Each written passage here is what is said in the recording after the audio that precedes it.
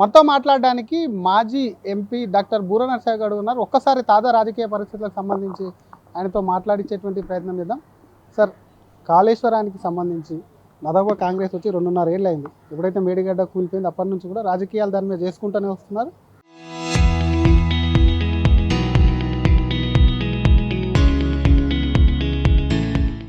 ఇప్పుడేమో తాజాగా NDSA report ప్రకారం కాళేశ్వరాన్ని కూడా దానికి సంబంధించి ఎక్కడైతే కూలిపోయిందో దాన్ని కూడా కొంత ఆ డ్యామేజ్లన్నీ కూడా దాన్ని మళ్ళీ తిరిగి కడతాం, వాటి అన్నింటినీ కూడా ఛేదిస్తామని చెప్తుంది. నిన్న ముఖ్యమంత్రి కూడా రివ్యూ చేపట్టారు. ఎలా చూస్తారు దాన్ని? నిజంగా చెప్పాలంటే నేను ఇదివరకే చెప్పాను, కాళేశ్వరం గురించి కానీ, ఘోష్ కమిషన్ గురించి కానీ, లేదా జైల్లో పెడతామని ఉత్తర కుమార ప్రగల్భాలు ఏదైతే ముఖ్యమంత్రి పెట్టారో వాటన్నిటి గురించి దాదాపు 2 సంవత్సరాల నుంచి చెప్తూనే ఉన్నాను. కేసీఆర్ను కనీసం టచ్ కూడా రేవంత్ రెడ్డి గారు చెయ్యరు. ఇది కేవలం మాకు టీవీలలో జరుగుతుంది, చిన్నపిల్లల ఫైటింగ్, WWF అని, అంటే మాక్ ఫైటింగ్ ఉంటుంది పైల్వాన్ల మధ్యలో. దెబ్బలు తలగవు, ఇంజురీ కాదు, ఓన్లీ ఎంటర్టైన్మెంట్ అనమాట. ఇది ఓన్లీ పొలిటికల్ ఎంటర్టైన్మెంట్. ఆయన కాళేశ్వరం మీద విచారణ చేసేలేదు, కేసీఆర్ గారిని ఏమి చేసేది లేదు. కేవలం టైంపాస్కు కొట్టినట్లు ఏడ్చినట్లు నటించడం తప్పితే ఇందులో తెలంగాణ ప్రజలకు ఒరిగేది లేదు. ఏదో డైవర్షన్, నేను మొదలే చెప్పాను, మన రేవంత్ రెడ్డి గారు డైవర్షన్ కింగ్ అని. ఇప్పుడు మొన్నటిదాకా ఆ మూసి మీద మొట్టికాయలు పడ్డట్టున్నాయి అధిష్టానం నుంచి. ఆ సినిమా ఆ డైవర్షన్ బంద్ చేసి ఇప్పుడు కాళేశ్వరం ఎత్తుకున్నాడు. కాళేశ్వరం అయిపోయిన తర్వాత ఇంకోటి ఎత్తుకుంటాడు. ఎందుకంటే ఇంకా ఎవ్రీ 3 మంత్స్కు ధురంధర్ సినిమా లాగా ఎవ్రీ 3 మంత్స్కు కొత్త సినిమా, డైవర్షన్ సినిమా రిలీజ్ చేయాలి.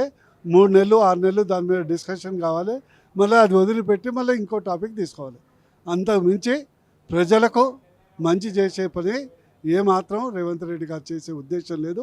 అందరూ దీపం ఉండగానే ఇల్లు చక్కబెట్టుకోవాలనే తెలంగాణ తెలుగు సామెతను మంచిగా అర్థం చేసుకొని మంత్రుల నుంచి, ఎమ్మెల్యేల నుంచి, ముఖ్యమంత్రుల నుంచి అందరూ అదే పనిలో మనస కర్మేణ వాచేన ఉంటున్నారు. అంతమించి ఏం లేదు.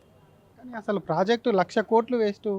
అసలు దానికి ఏం డ్యామేజ్ కూడా దాన్ని కూడా సరి చేయడానికి రాదని గతంలో ముఖ్యమంత్రి కానివ్వండి, ఇదే క్యాబినెట్ మంత్రులు కానివ్వండి, ఎమ్మెల్యేలు అందరూ అన్నారు. కానీ ఇప్పుడు సిడబ్ల్యూసీ చెప్పింది కాబట్టి దాన్ని రిపేర్ చేస్తామని అనడం వెనుకున్నటువంటి మతలబ్ ఏంది అనుకుంటున్నాను? నేను చెప్పాను కదా, ఇప్పుడు బేసిక్గా ఏంటంటే రేవంత్ రెడ్డి గారు ఇప్పటికే 56 సార్లేమో ఢిల్లీకి పోయినారు. కనీసం ఏమన్నా అంటే ఏమంటాడు, కేంద్ర ప్రభుత్వం నుంచి నిధులు తేవాలి ప్రాజెక్టులు అనుకున్నాను. అరే భయ్, 19 రాష్ట్రాల్లో మా ముఖ్యమంత్రులు ఉన్నారు బీజేపీ. సంవత్సరానికి 2-3 సార్లు కూడా పోరు. నువ్వు ఎందుకు పోతున్నావు? పోయేసి మూటలు ఇవ్వటానికి పోతున్నావు. ఇకపోతే నేను మొదలే చెప్పాను, రేవంత్ రెడ్డి గారికి కేవలం ఒక లక్ష్మణ రేఖలాగా చుట్టూ గీయటం కాంగ్రెస్ హైకమాండ్ చేసింది. ఆయన ఎంతసేపు దాంట్లోనే ఫుట్బాల్ ఆడాలి, గల్లీ ఫుట్బాల్ ఆయన దాంట్లోనే ఆడాలి. మన కేసీఆర్ గారిని కానీ, టీఆర్ఎస్ పార్టీని కానీ, ఇతర పార్టీని కానీ, ఏ పార్టీని కానీ ఆయన టచ్ లేడు. మాకు తెలుగులో సామెత ఉంది, ముఖ్యమంత్రి కాబట్టి ఆ సామెత వాడను. మాకు ఎప్పుడో చిన్నప్పటి నుంచి వింటున్నాం, మొరిగే కుక్క ఎప్పుడు కరవదు, కరిసే కుక్క మొరగదు. అంతకంటే చెప్పాల్సిన అవసరం లేదు. ఇకపోతే కాళేశ్వరం గురించి, కాళేశ్వరం అనేది ప్రాజెక్టు దురదృష్టవశాత్తు గత ప్రభుత్వం కూడా ఒక రాంగ్, కాళేశ్వరం అంటే 3 బ్రిడ్జిలని, డ్యాములని ప్రచారం చేసింది. అదే వాళ్ళకి శాపమైంది.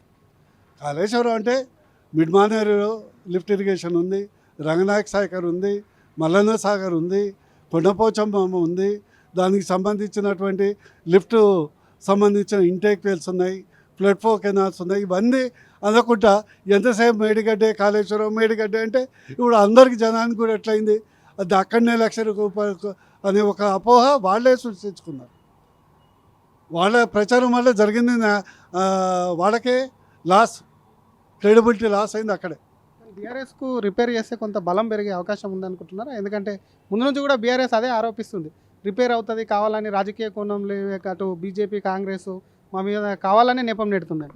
ఒకటి చెప్పాలా, ఈరోజు మన సొంత ఇల్లు కట్టడానికి ఎవరికైనా కాంట్రాక్ట్ ఇస్తాం, దానికి 10 పిల్లర్లు ఉంటాయి, 2 పిల్లలు కుంగిపోతాయి. వాడి మీద కేసు పెడతామా లేదా? క్వశ్చను 1, 2 పిల్లలు కాదు. కొత్త కాంట్రాక్టర్కు ఒక ఇచ్చినప్పుడు ఒక ఉంటుంది.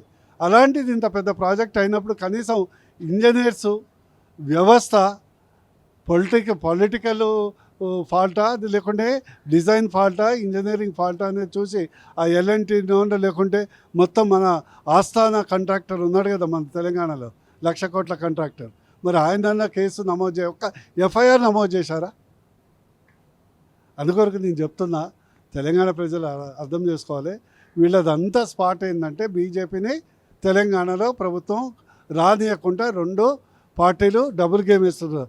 ఎందుకంటే బీజేపీ ఒక్కసారి తెలంగాణలో వస్తే అందరు ఆటలు కట్టు అవుతాయి.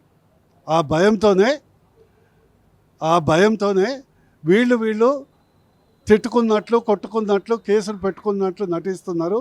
Nothing will happen. ఎజెండా ఒక్కటే, బీజేపీ తెలంగాణలో రావద్దు. ఉంటే కాంగ్రెస్ ఉండాలి, లేకుంటే బీఆర్ఎస్ ఉండాలి. బీజేపీ రావద్దు. ఎందుకంటే 2 పార్టీలకి సేమ్ డిఎన్ఏ, కుటుంబ పార్టీ, అవినీతి పార్టీ, దోచుకునే పార్టీ. Thank you sir. ఇది అసలు కాళేశ్వరానికి సంబంధించి ముందు నుంచి కూడా చెప్తూనే ఉన్నాము. 2 WWE గేమ్ ఎట్లా ఆడతారో అట్లా కూడా వీళ్ళిద్దరు కూడా 2 పార్టీలు వ్యవహరిస్తున్నాయి. ఎక్కడ తిరిగి 2 పార్టీలు ఆడే రాజకీయ చదరంగం ఎట్లుందంటే, బీజేపీ ఒక్కసారి తెలంగాణలో అధికారంలోకి వస్తే బీజేపీ పునరుద్ధం అవుతుంది కాబట్టి బీజేపీని రానియకుండా రాజకీయంగా కూడా నాటకాలు ఆడుతుందని చెప్తూనే కాంట్రాక్టర్ మీద ఎందుకు కూడా ఒక్క కేసు కూడా నమోదు చేయలేదు. అసలు ఆ కాంట్రాక్టు కారణమైనటువంటి 1,00,000 కోట్లు నీళ్ల పాలైనటువంటి కాంట్రాక్టర్ పైన చర్యలు ఎందుకు లేవు అంటూ కూడా మాజీ ఎంపీ డాక్టర్ బూర నరసింహ గౌడ్ అంటున్నారు. కెమెరామెన్ గజప్తో శ్రీధర్ ఆర్టీ, హైదరాబాద్.